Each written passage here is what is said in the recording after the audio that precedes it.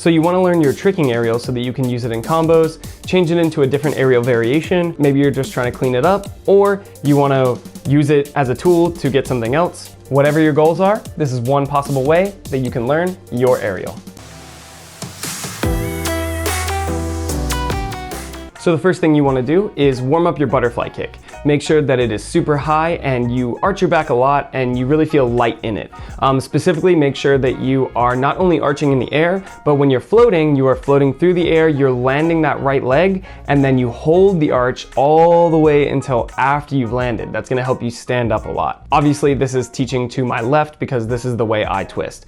For this tutorial or any others, I always go to my left, so make sure you mirror it if you trick to your right. The kick for the butterfly kick is gonna be very important because when you're doing an aerial, you gotta have a lot of power. So make sure that you are kicking pretty violently for this kick. Unless your butterfly kick is not very good, then really the next step is just to put your head down when you're doing your butterfly kick and continue to arch, but with your head down, and that's gonna help your legs go over your head. So basically just do a butterfly kick with your head down for step number 2.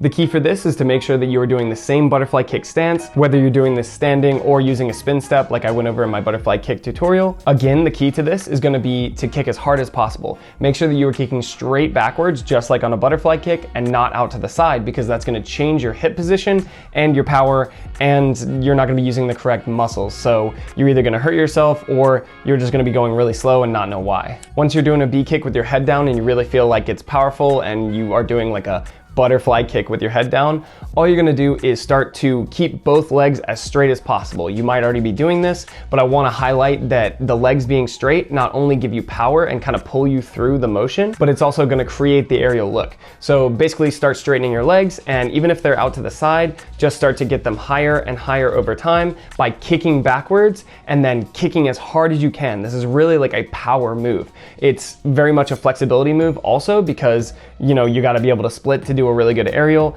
but I'm not that flexible and I can do even a straight over aerial. So make sure that you are kicking very aggressively, and even if you're a little limited with mobility, you'll still be able to make an aerial shape. At this point, you're probably kicking pretty high and your legs are going over really fast, but your head is still off to the side and it's kind of like a 45-degree angle aerial and you can't get it really over the top. The reason probably is because you're still going around with your head. So what you want to do is now try to go forward in almost like a lunge, as if you're going to do like a gymnastics cartwheel. You want to do your dip, and then you want to stop it over that first knee and almost put your chest on your knee or your thigh, kind of like how I was saying in my Webster tutorial. But basically you're going to drop your chest down to your quad, and then you're going to go in the direction of your dom or direction of momentum with your head and your chest. So you're gonna kind of drive forward as you are doing your butterfly kick instead of going all the way around. At this point, it's really not butterfly kick, it's aerial. And then you wanna start twisting and elongating at the same time. So this one's kind of weird, but essentially what you're doing is you're doing your dip or your spin step or whatever you're doing to get into it. You're dropping that, you know, chest down to your thigh, and then you're gonna elongate forward with your entire upper body, and you can open your arms straight or kind of pull them like this as long as you are opening.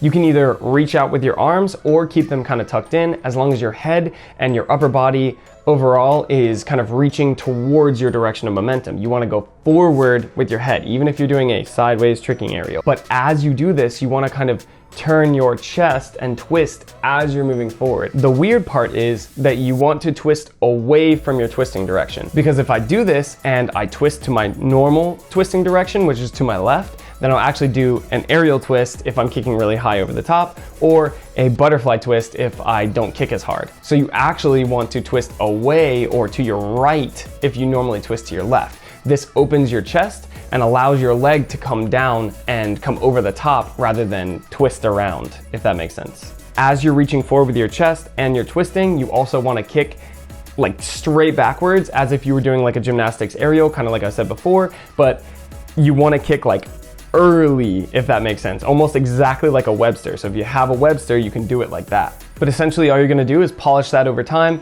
kick earlier, twist and open your chest. Make sure you make room for that kick. You're essentially kicking straight backwards as if you're trying to kick yourself in the back of the head, and then you're going to 180 while staring at the ground and try to kick down towards your face, or kick yourself in the face, or kick towards what you're looking at, ideally on the ground. All the while, you want to try and like hold the arch that you had from the actual butterfly kick. So if you kick down really hard and you are doing a really good aerial, but then you hunch or hollow, then you're going to land your aerial and then just fall down or roll. You want to focus on arching as you're kicking down so that you land that right foot, and then the left foot is actually up in the air still, and then you just use that position of your leg being up to pull your head up, and then you have a really solid aerial.